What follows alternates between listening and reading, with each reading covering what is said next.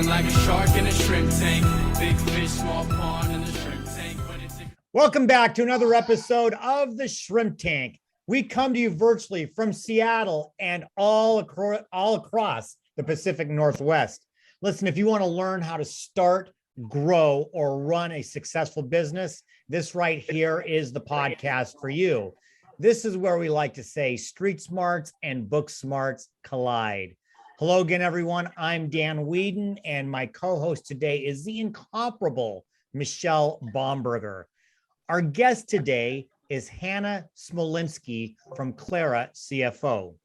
Hannah Smolinski is a CFO and founder of Clara CFO Group, which is a virtual CFO agency providing small businesses with financial clarity and profit maximization strategies. Her experience working for one of the world's largest accounting firms inspired her to make corporate expertise accessible to small business owners through a fractional CFO service. She is also the host, and here's where I'm a little jealous, by the way. She's also host of a YouTube channel with over 35,000 subscribers, and she uses that platform to help small businesses achieve financial success. We're going to definitely talk about that. Hannah, welcome. We will be with you in just a minute. Everyone, you can find us wherever you get your podcasts. We're on iHeartRadio, Apple Podcasts, Google Podcasts, Spotify, SoundCloud, Stitcher, and YouTube. Michelle, what are we? We're ubiquitous. We are ubiquitous. We come to you from a whole bunch of cities, including Atlanta, which I like to lovingly refer to as the mothership. But we've got a whole bunch of other cities, including Boca Raton and Boston and Charleston and Dallas and a whole bunch of other places. So check them out, but for sure, check us out. Now, before we bring on Hannah, Michelle, how are you? I'm good. Happy to see the sun a little bit and have summer kickoff here in the Pacific Northwest. It takes us a while to get there, but once it's here, it's amazing. It's funny that you say that because we did have good weather yesterday, but at least where I am at, it's been raining all day. But who knows? It's supposed to be good this weekend. That's what I've heard as well. 89 on Monday is what they say. Oh boy, I'm glad I have the air conditioners ready to go. So listen, I was doing a little prep work for our guest today, and it made me think of something. And I just want to see if I'm not the only one. If I am, then so be it. But I just want to see, I have never been overly anal about numbers except on the golf course. And so it's funny, I was working on a project and I was $2 off. And my initial reaction was, that's pretty close. That's close enough. Or as my dad used to say, that's good enough for government work. And then I kind of thought, that's probably not a good answer. And so I painstakingly went in search of $2, which probably cost me more than $2 worth of my time. But anyway, I did that. And so it made me think, I don't think I'm the only entrepreneur who probably looks at that and says, it's pretty close. It'll work. And that's our course of reconciliation. What is a top-notch attorney, entrepreneur, CEO like Michelle Baumberger? Are you more like me, or are you probably more like our guest? I'm a lot more like you. And that's one of those sort of ongoing struggles when you're the lawyer who's not particularly detail-oriented. It's sort of a disconnect. My husband's an engineer, and he's our not quite close enough, but exact kind of guy. And I have people in my business that do a better job of that than I do. I think it's actually quite funny that you did the good enough for government work, because both my parents worked for the government, and that was a saying that we had in our family pretty frequently. So my guess, Michelle, is that our guest, Hannah Smolinski, good enough for government work does not work for her. First of all, Hannah, welcome to the show. We're awfully happy to have you here. And so I'm going to bring you into this conversation. My guess is, as a CFO, that probably doesn't work well for you and the people that work for you. Talk a little bit about my dilemma as an entrepreneur and how you help people like us to make sure that the numbers all work out on decimals and all of those things. Well, hi, Dan. Hi, Michelle. Thank you guys so much for having me. I love the intro. I hate to disappoint, but I came from an auditing background. And when you audit numbers, there's this concept of materiality. And if it's under a certain amount, it's immaterial. Oh, so you could have said that $2 was immaterial, actually, and just said, not worth my time to go look at it. Hannah, I just got to tell you, you made my day. I'm going to write that down. I'm going to just now start saying it's immaterial. And I'm going to say Hannah said it was okay. Well, to a certain extent, it is okay. I think, I appreciate the people who get really into the details. So those are my bookkeepers that I love to work with. I love to work with the bookkeepers that are the ones that are like, I need to find that 2 cents. I need to make sure that it all balances. I love those people. I want those people in my life. I want those people working for my clients. But when it comes to CFO work, I want that to already be done. And then I want to just use the numbers to help people make better decisions. And I would say to you, Dan, probably not worth your time to look for $2. I imagine that you're probably billing at a much higher rate, or your work is producing higher rates if you were to use that time to do something else. So a lot of times that's what I'm advising clients to do, is to use their time for the best return on their investment. Yeah, Hannah, Hannah, it really resonates with me, because I think you and I have a similar approach as far as the part of the business that we love, which is that sort of strategic, and what are those conversations about where businesses are going and what are the best paths that they can take to get there. I'm wondering if you can share a little bit about what you're hearing from clients right now about their opportunities and their challenges coming out of COVID, and just looking at the market kind of holistically. Where are people sort of sitting, and where's their fear?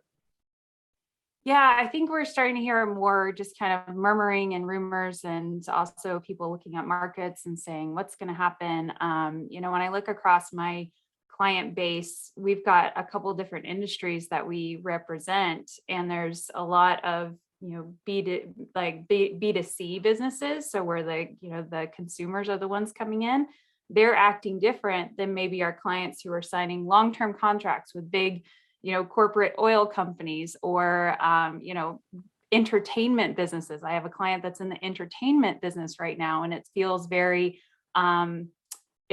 discretionary. The money that gets spent for them, or the people who are hiring them, it feels more discretionary. So we're seeing kind of a wide range. There's some businesses at this point that are completely unaffected by what's going on. People still need basic services, and clients, like I work with a lot of therapy clients, and people are still coming in for therapy, maybe even more so than they were before COVID, right? But then when it comes to longer term contracts, we're seeing large companies start to pull back on budgets. We're starting to see slowing down of timelines. We're starting to see projects getting pushed back.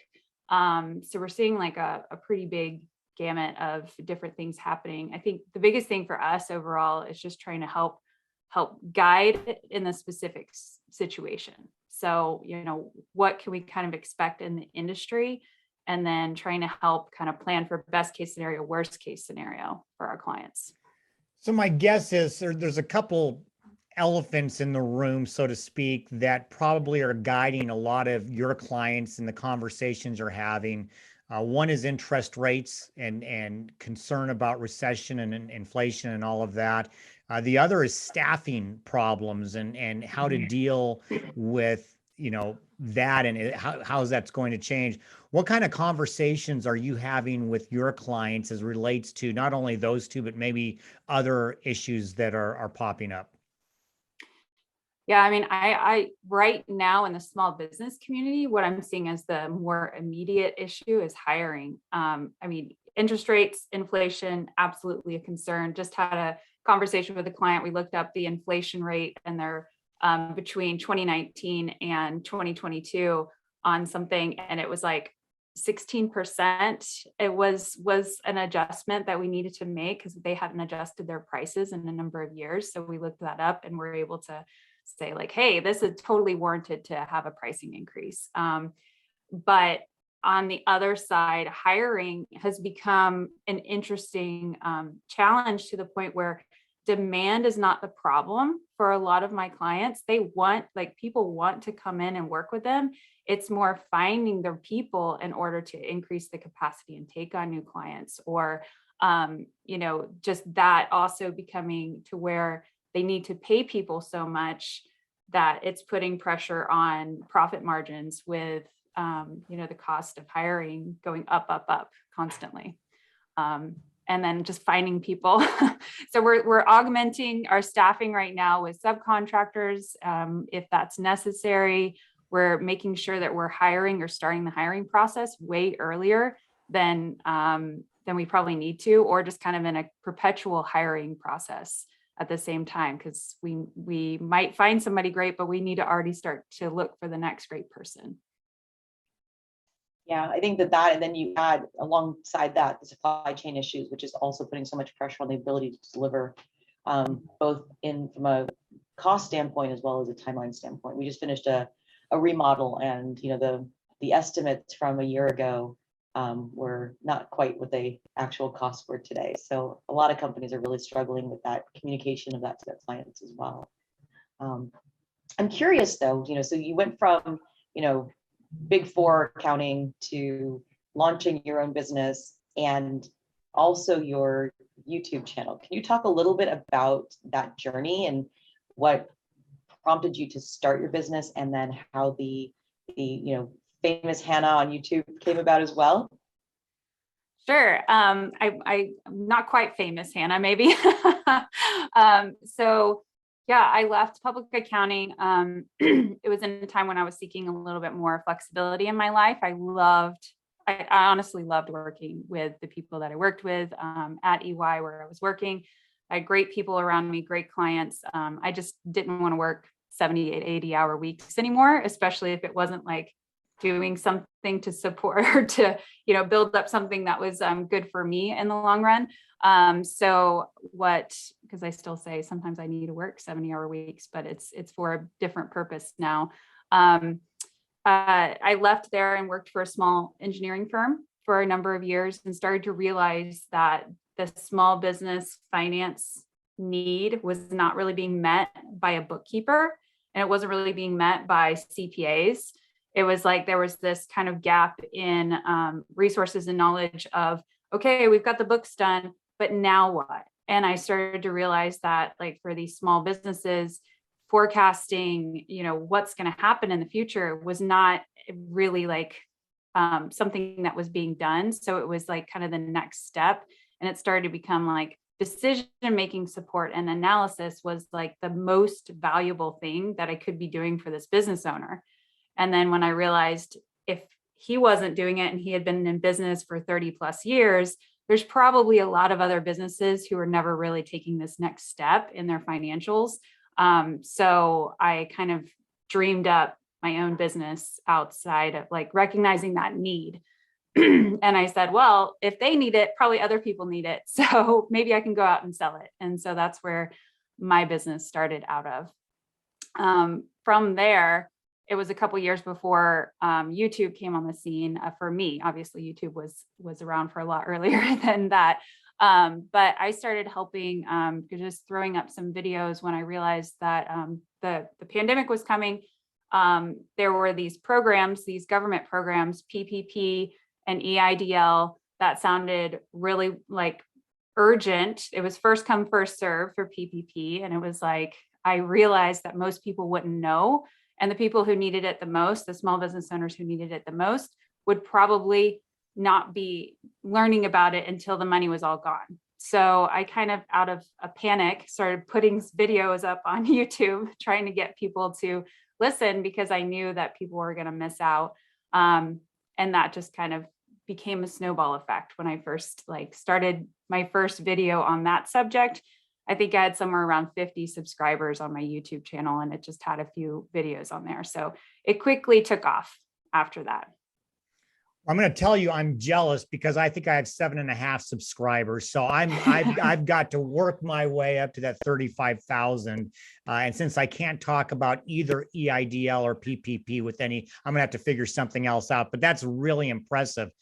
And what also would be impressive is if we pay the bills, and we're going to have to do that now with our first break. We're going to take that short break to hear from today's spotlight sponsor. And when we come back with our guest, Hannah Smolinski, for our Hot or Not section of the show, we're going to talk to her about paying employees. Don't walk away. We'll be right back with more of the Shrimp Tank.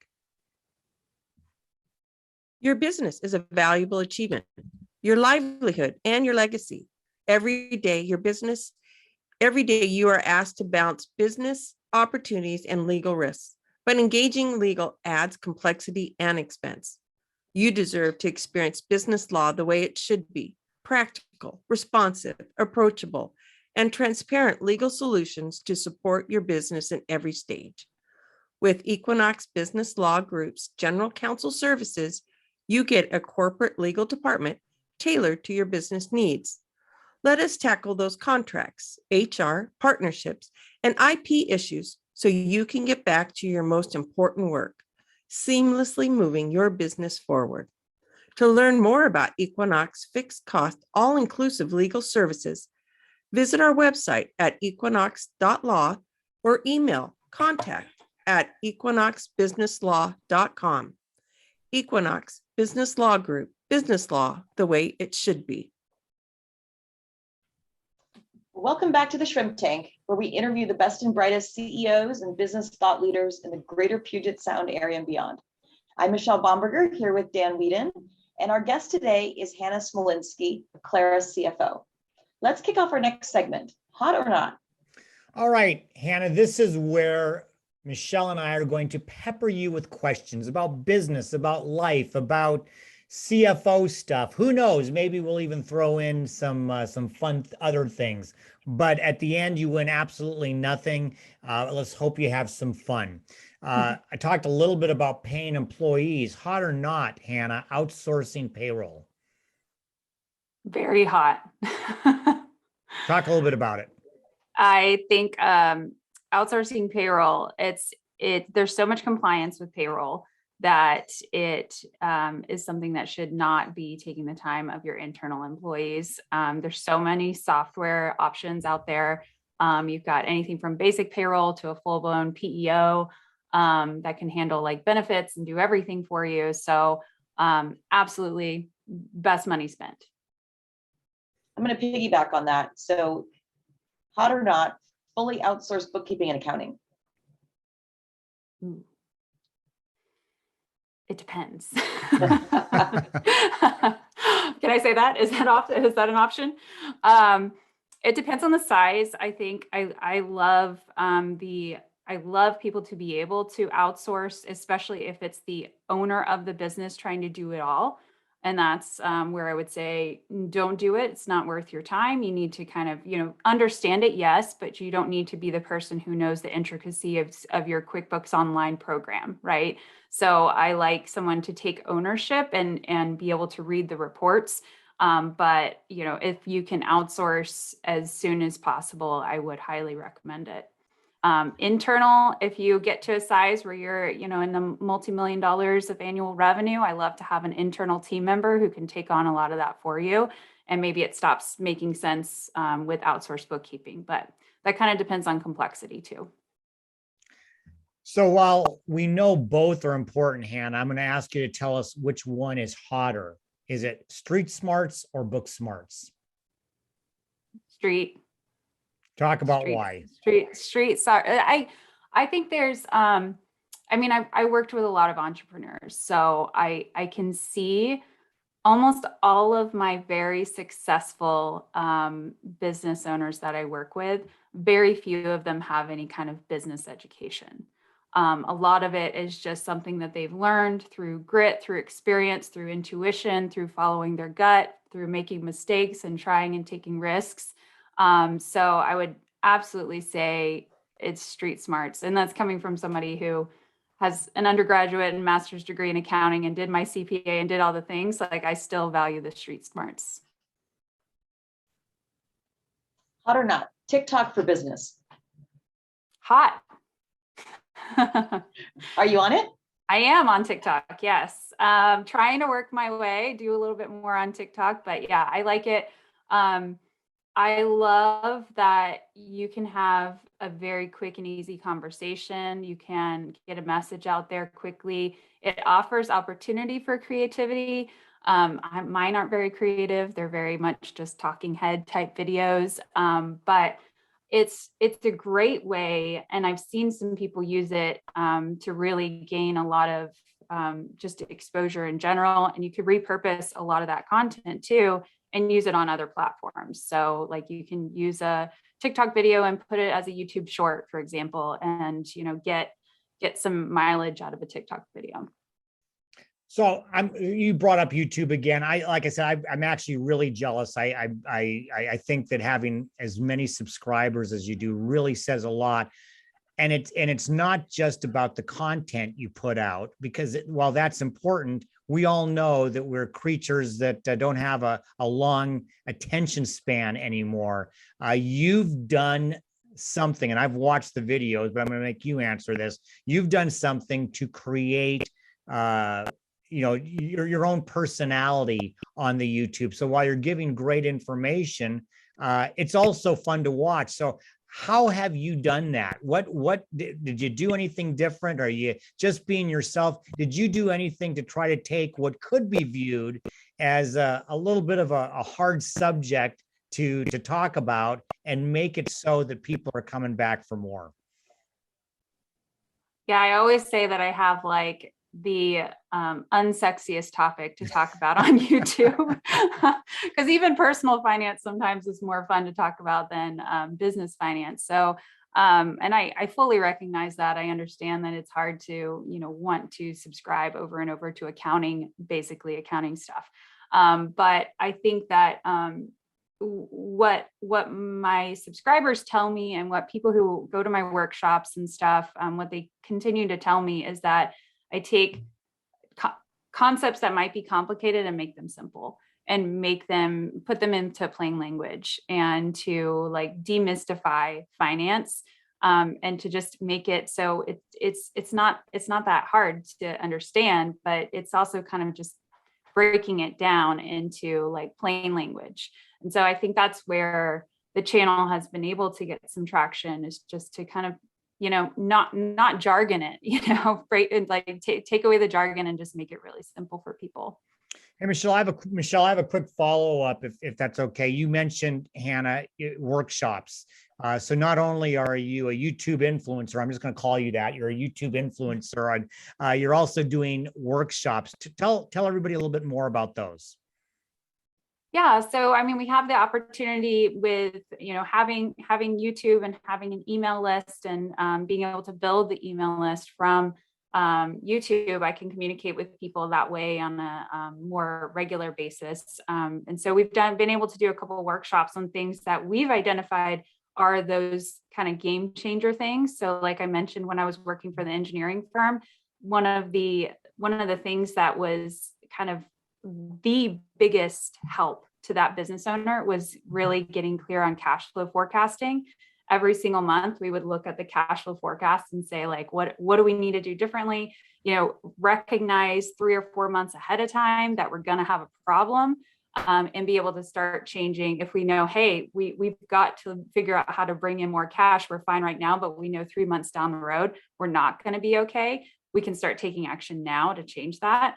So I've taken concepts like that I do with clients and then put them into workshops. So we've got like cash flow forecasting, how to hire, the cost of hiring, and then, creating like a budget profit plan for your business. And we're about to start a KPI workshop next month. So that's going to be fun.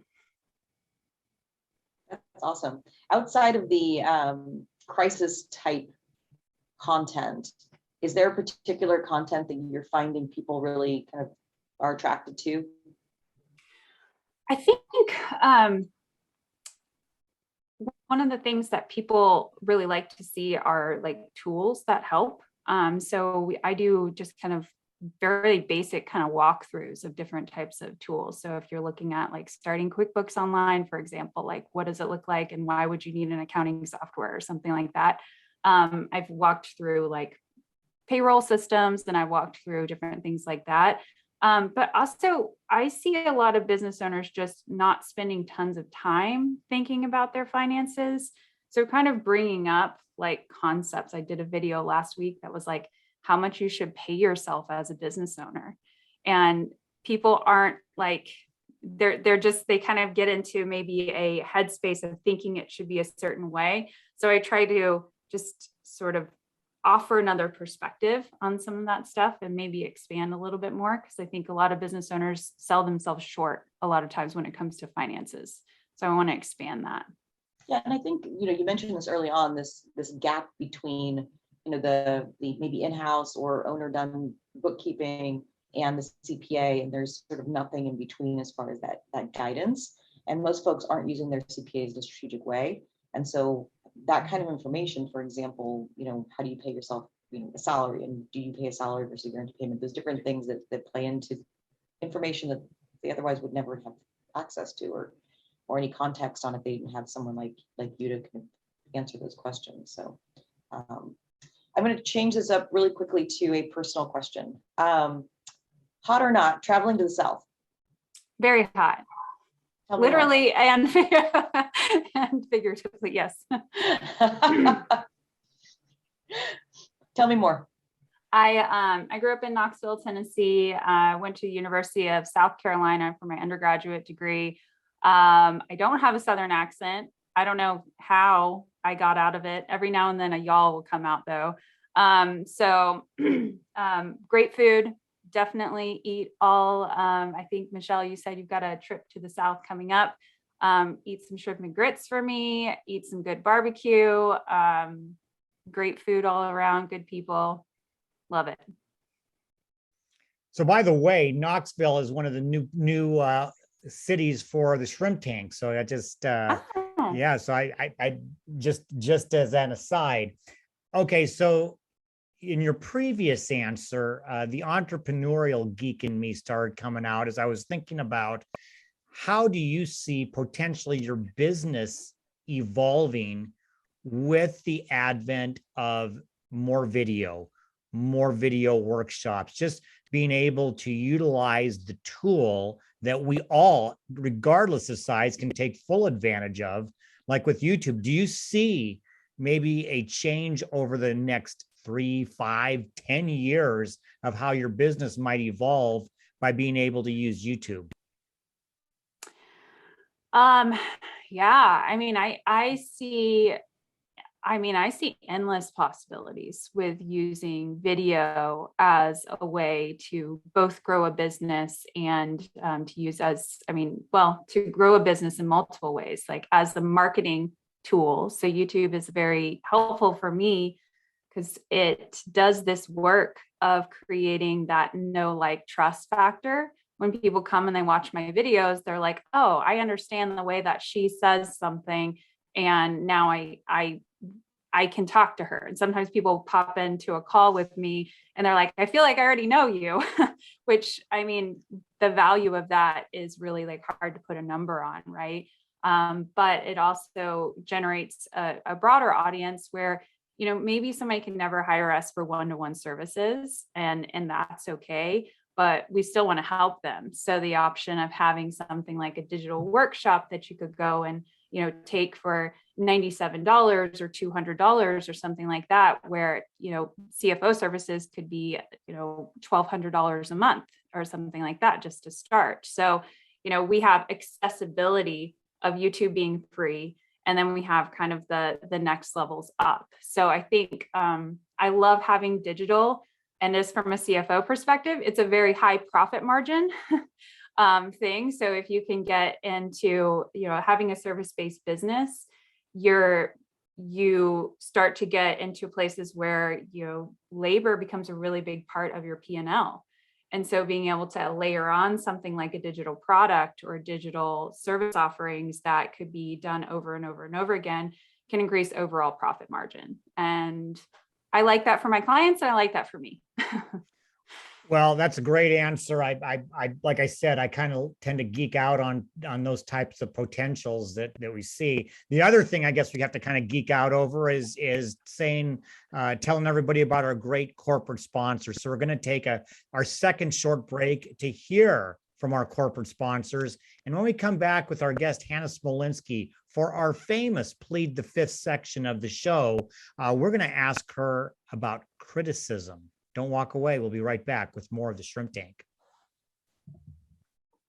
Plead the Fifth is brought to you by our corporate sponsors: Ideal Life 360, Cornerstone Financial, First Underwriters Insurance, the Kitsap Sun Newspaper, BC Fitness Studio, and the Upstart Group. Please visit our website at www.shrimptankpodcast.com/Seattle to learn more about these terrific companies. Now back to the show. Welcome back to the Seattle Shrimp Tank, where we interview the best and brightest CEOs and business thought leaders in the greater Puget Sound area and beyond.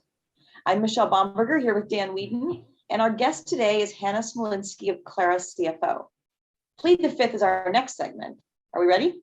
We are ready. And Hannah, what you need to know right off the bat is you can't go to Michelle to ask about pleading the fifth. She's more of the prosecutor on this one. So what I will tell you is we turn up the heat a little bit, maybe, and have some fun with it. You get to plead the fifth, but only once. After that, the gloves come off.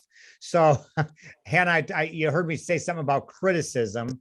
It's been said that we can be our own worst critics. And I think that's especially true for entrepreneurs.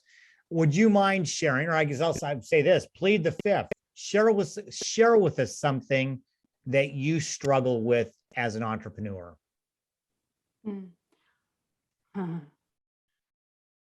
I struggle with it feels like things come in waves. So you'll have a time when things come where everything's going well. I mean, YouTube gives me tons of feedback. It's like subscribers are on the uptick, revenue's on the uptick, all these things, great, lots of likes on the video or whatever. And then there's the downs that come, and then you get the comment, or then you get like somebody, you just, things come in waves. So I think riding those waves is probably, you get into some down waves for a while. And I think that's the hardest part, is just remembering that there's going to be an up cycle. Just, you got to get through those downside, and then leaning on your friends and other entrepreneurs is super helpful, I think, when you get into those mind spaces. Yeah, it's a challenge across the board, and having that group of people. Hannah and I know each other through EO, as many of our guests do, and so having that group of people who can really, support you through that and remind you that there's light at the end of the tunnel. Along those lines, who in your life has been most influential in your entrepreneurial journey? Most. Well, my dad was an entrepreneur, and he owned his business, or still owns his own business. And so I think seeing him and seeing the freedom that he had, like from owning his own business from a very young age, I knew he ran a business, and there was a time where he had 50 employees and he scaled it up really big, and then he sold it. And then it, now he's got a business that has about 10 employees and about 20 overseas. And, seeing him was inspiring, but it also like taught me lessons of things I wouldn't do. So in both like a great coaching way in the positive side, but also kind of learning lesson side as well. So I'd say he is. So what plead the fifth, Hannah? What is your visceral gut reaction when I say the word impossible? How do you respond to that word impossible?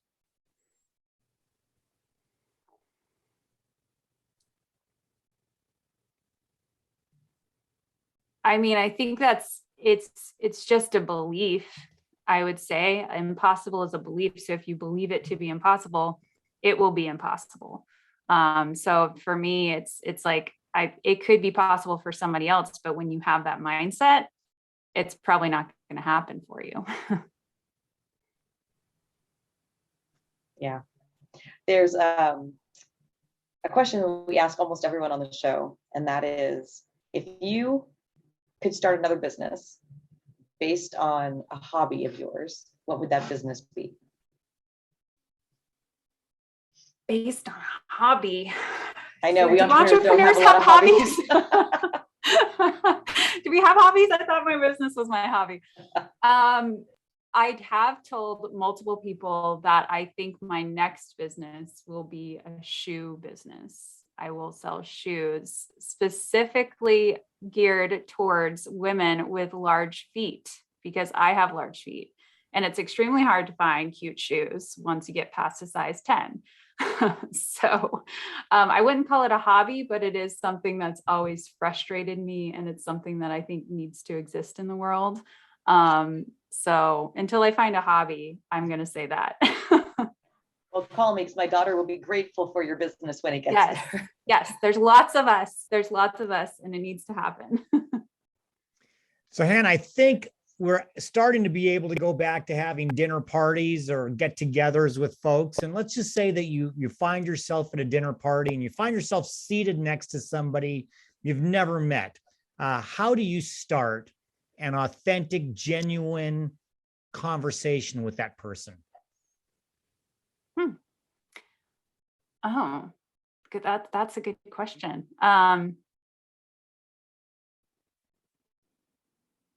I told you Plead the Fifth was going to be tough, right? I told you. Well, I'm like, you mean a person I haven't met? It's been a long time since I've just been like sat next to a stranger, right? I mean, I would probably just introduce myself and ask, like, you know, how are they doing? What have they been up to today?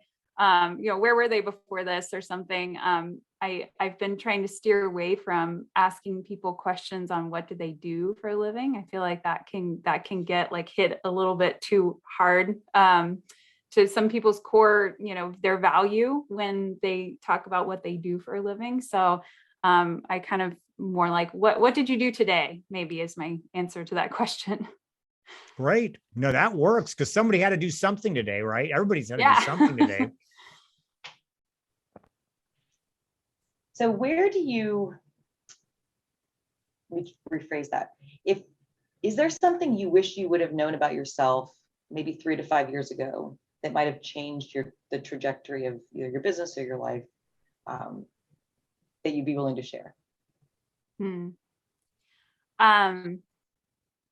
to 5 years ago, I don't think I believed in myself very much.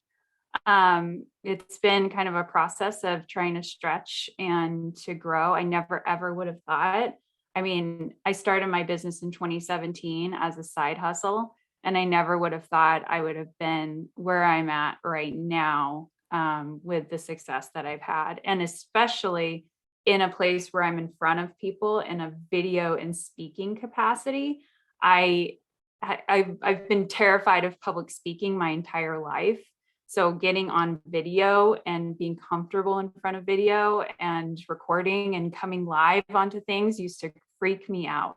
So I think like I would just, you know, I would have never believe I'd be where I am now. And, you know, I want to encourage that person, you know, 3 to 5 years ago to be like, actually, you are very capable. You're very capable, but you need to also believe in yourself. Hey, Michelle, I know it's just about time to wrap up, but I'm going to take executive privilege. I got a follow-up question to that. So since it's our show, I'm just going to do it. And I knew this, I think, from your bio, that you started this as a side hustle. And one of the things that I'd really like to hear from you, because I think there are so many people out there who are a little bit fearful of maybe starting something different, but that whole side hustle mentality, I think there's something very invigorating about that can lead to so much more. And you just spoke eloquently about that. Can you just share with anybody who might be listening and might be considering doing a side hustle just to see how things work out? Can you talk a little bit about that whole process? Sure. Yeah. I mean, I started with the intention that I wanted to try to create something new for myself. I just didn't know exactly what it was going to be. I was working about a full-time job, but I realized I had time at night where it was like I could sit and watch TV or I could do something productive. And there was kind of this I kind of want to create something bigger for myself. So I love the side hustle as a way to sort of dip your toes in. And there's tons of things people can do to kind of test ideas. And I think it's a wonderful playground to start to feel out what you're good at, what you want to do, what you can sell, what services you like to provide if you're a service provider, or if you can create a product and kind of sell it on the side. I mean, I don't think that most work needs to be a 40-hour work week. I think we can be more efficient and we can, do lots of things. So I could see people having a side hustle that just turns into a full-time pay that you still don't have to work 40 hours a week to be able to do that. So I love and want to encourage people that if you have some inspiration and ideas, to go and test it. There's so many tools we have now that weren't available to us 10 plus years ago with the internet and all of our cloud-based softwares and easy e-commerce and everything. So there's so much opportunity. So much of that resonates with me as well, as far as how to get started and how you think about your business when you first start out. So Hannah, thank you so much for being a guest here on the Shrimp Tank. For our listeners who want to get in touch with you or learn more about Clara, how can they get more information? Sure. You can find us on our website, which is claracfo.com. And then check us out on YouTube. It's Clara CFO Group. But pretty much if you type in Clara CFO into the search bar, you will find us there. If you want to email me directly, my email is hannah@claracfo.com. And I would love to hear from anybody. Well, thanks. And for our listeners, be sure to check out the replays at shrimptankpodcast.com/Seattle, wherever you get your podcast, iHeartRadio, Google, Stitcher, SoundCloud. And please follow us on our show's social media pages on YouTube, Facebook, and Instagram. Well, thank you, Hannah, for being on the show. We really enjoyed having a conversation with you today. Michelle, thanks as always. And by the way, do exactly what Michelle says. Go on to our Facebook, go on to our Instagram. I think we have to talk about TikTok now, apparently. I don't know now that Hannah's put us on to that. And please rate and review us and tell us how we're doing. Our next show will be next Wednesday. We're every Wednesday right here on our Facebook. See, now I'm all messed up. I want to say channel. Our Facebook page every Wednesday at noon Pacific. Our next show will be Wednesday, June 29th.